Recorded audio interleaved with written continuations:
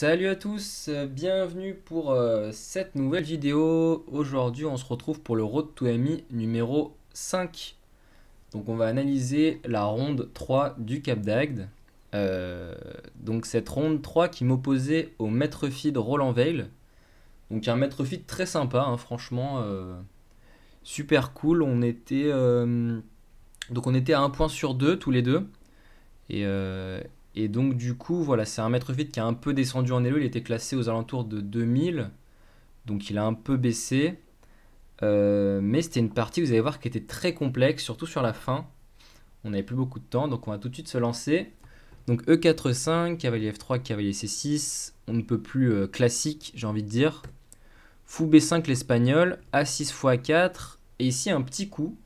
Mon adversaire qui me joue D6. Alors j'avais un vague souvenir de ce coup. J'avais analysé en fait. Donc ici je sais que le coup principal c'est C3 pour retomber un petit peu dans des trucs un peu normaux. Mais j'avais analysé une variante intéressante qui consistait à faire fou prend C6. C'est ce que j'ai joué dans la partie. Fou prend C6, pion prend C6 et D4. Donc en fait de tout de suite aller jouer au centre, quitte à donner la paire de fous euh, pour, euh, pour essayer vraiment de prendre l'avantage de manière forcée. Alors en fait ici, bon moi je connaissais E prend D4, cavalier prend D4. Donc je connaissais cette variante là. Et après j'avais un peu de théorie là-dessus. Mais en fait ici, Roland Veil qui me joue F6. Donc c'est pas, j'ai regardé après dans la base, c'est quasiment le meilleur coup en fait. C'est l'autre coup que E prend D4. Mais du coup moi je connaissais plus, donc là j'étais hors théorie. Et j'ai fait un plan qui correspondait pas trop à la position. En fait j'ai joué avec C3 ici.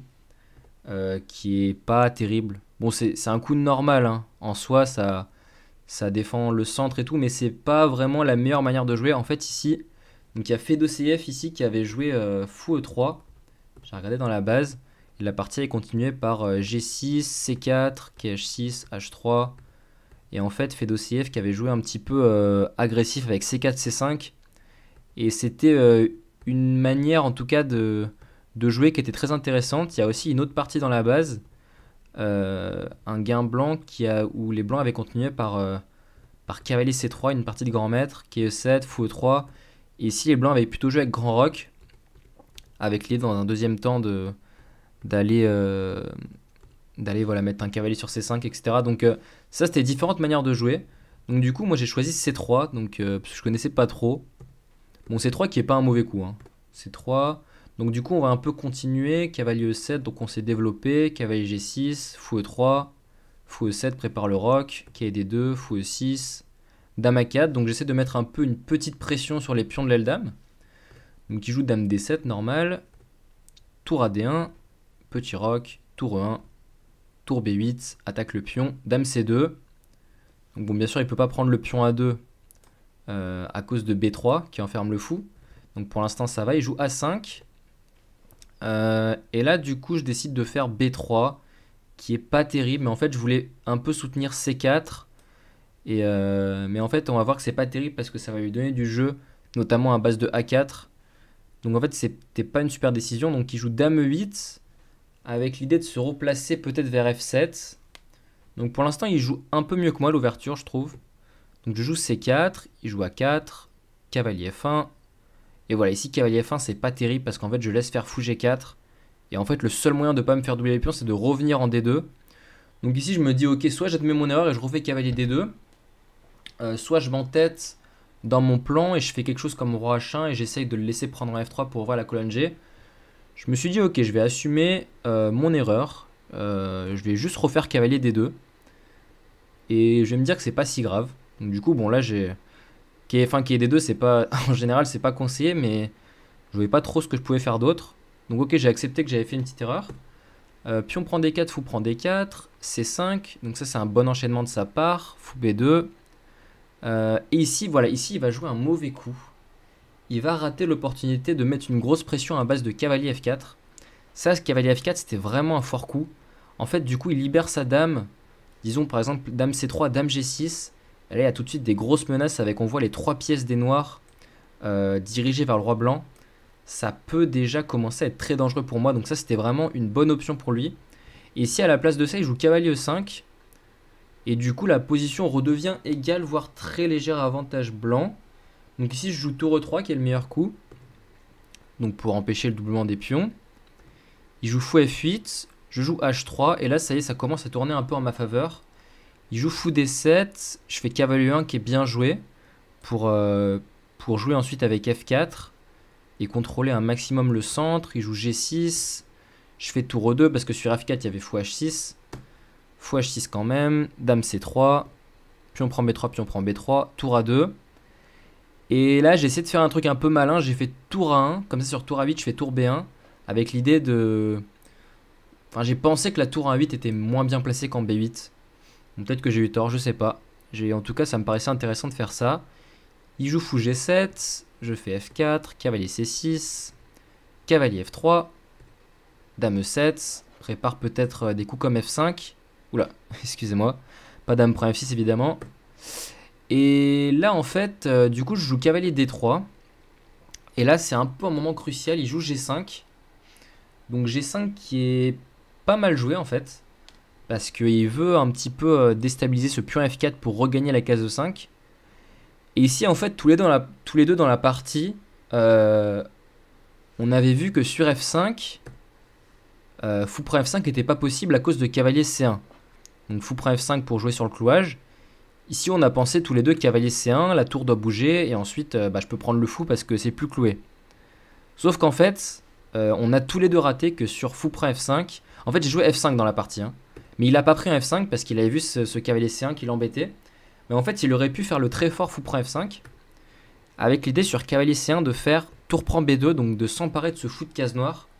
Et en fait sur tour prend B2 faire fou prend E4. Donc il a déjà deux pions pour la qualité. Et il a la grosse paire de fous, le pion qui va venir en F5. Et en fait, ça c'est déjà avantage noir. Donc ici, j'aurais joué quelque chose comme tour A2, tour E8. Et là, on voit que en fait, c'est F5 au prochain. Et c'est déjà les noirs qui sont beaucoup mieux. Malgré la qualité de moins. Donc en fait, du coup, ça, on a raté. Donc du coup, sur F5, j'ai eu de la chance. Il n'a pas pris. Il a joué cavalier E5.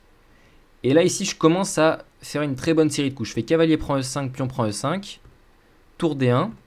Fou C6. Cavalier C1 chasse un peu cette tour en A2 qui est obligé de revenir en A7. Je joue roi F2 pour libérer un petit peu mes tours. Vous allez voir que ici maintenant je vais essayer de mener une attaque sur l'aile roi. Fou F8 et là ça y est j'envoie G4 avec le plan tout bête de faire H4, tour H1, dame H3 et d'aller mater en force. En fait peut-être d'aller même tripler sur cette colonne H. Donc il joue dame E8. Je joue roi F3. Fou D6 qui est un très mauvais coup en fait. Je pense qu'il voulait faire quelque chose comme C6 fou C7 fou A5 parce que ce fou en fait on voit pas trop ce qu'il fait mais c'est beaucoup trop lent. Moi je vais aller très vite avec tour H1, H5 et là encore un très bon coup, je joue H4 qui est le meilleur coup. En fait j'ai pas peur de H prend G, roi prend G parce que même si mon roi est ok il est très exposé en G4 mais en fait c'est moi qui vais avoir toutes les pièces. On voit que toutes ces pièces sont sur l'aile dame. Donc en fait ici j'ai vraiment un avantage de je crois de plus 4 plus 5.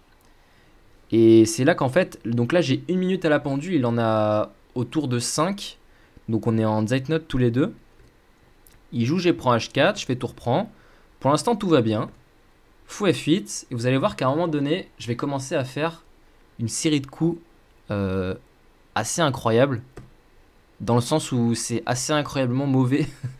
Donc dame G3, fou G7, roi F3, très bien. Dame D7. Là je joue dame G6, meilleur coup.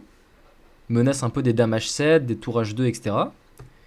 Il joue tour A1, c'est bien tenté parce que du coup sur fou prend il veut faire tour prend et activer sa tour pour profiter un peu de ce roi faible.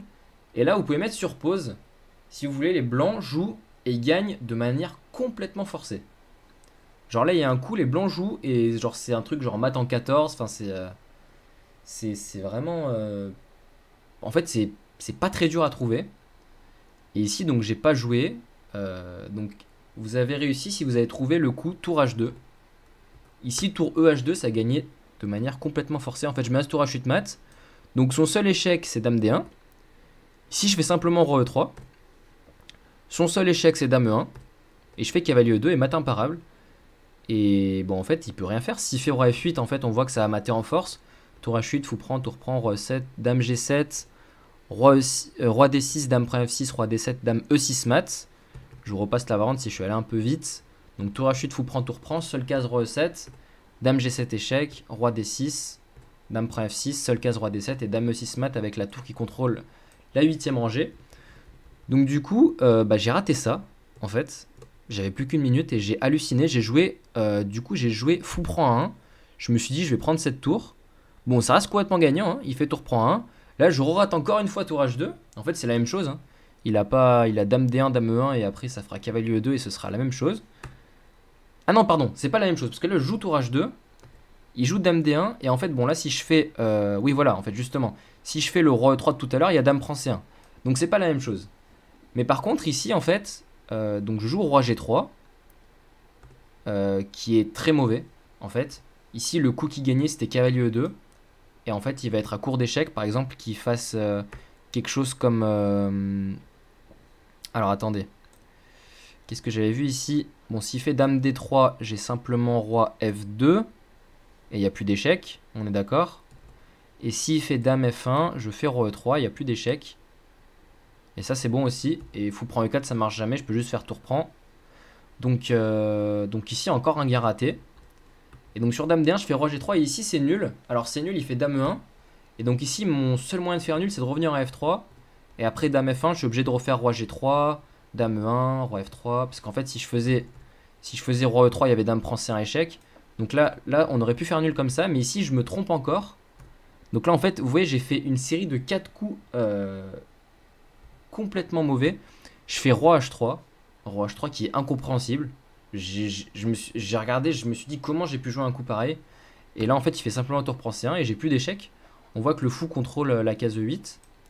Et j'ai plus rien en fait. Sur dame H7 il y aurait simplement roi F7. Même roi F8. Et en fait j'ai juste plus rien. Ici je vais me faire mater. Donc alors j'ai tenté dame prend G7 pour un peu lui faire peur. Mais en fait malheureusement ça ne marche pas. Alors on va voir la variante. En fait donc tout ça c'est forcé. Et à la fin, en fait, il a fou D7 et il peut partir par là. Et en fait, malheureusement, j'ai rien. Parce qu'il arrive à se cacher de l'autre côté. Et voilà, là, j'ai... Alors, j'ai pas... Je crois que j'ai joué 2-3 coups avant d'abandonner. J'ai joué tour G2, ça... Bon, et après, voilà, je peux pas faire tour prend E6 à cause de dame H4 qui récupère la tour. Donc là, j'ai abandonné sur dame prend E4. Donc partie, ouais, j'étais un peu déçu parce que je suis passé par des moments où j'étais complètement gagnant, des moments où c'était nul. Et en fait, voilà, je vous remonte surtout la séquence qui était très très chaude à partir de... Alors à partir de fou D6. Non, à partir de tour 1, voilà, c'est ça. À partir de tour 1, là déjà je rate tour H2 qui gagne en force. Et au lieu de faire ça, je fais fou prend 1. Bon, tour prend 1, je fais tour H2, meilleur coup. Sur dame D1, je rate cavalier E2 qui gagne en force. Je fais roi G3 qui fait nul. Et sur dame E1, je rate roi F3 qui fait nul. Et je fais roi H3 qui perd tout de suite à cause de tour prend C1. Donc vous voyez comme quoi le temps, ça peut être un facteur vraiment déterminant dans ce genre de partie. Donc bon, après voilà, j'ai mal joué. Il mérite totalement hein, d'avoir gagné la partie, il n'y a pas de souci. Mais voilà, du coup, j'étais un peu déçu avec le temps et tout. Donc du coup, je suis à 1 sur 3. Voilà, score un peu décevant après cette troisième ronde du Cap d'Agde. J'espérais un peu mieux. Mais on va essayer de se refaire à la ronde 4. La ronde 4, du coup, que je vous débrieferai très bientôt. Hein, elle va arriver tout de suite sur la chaîne.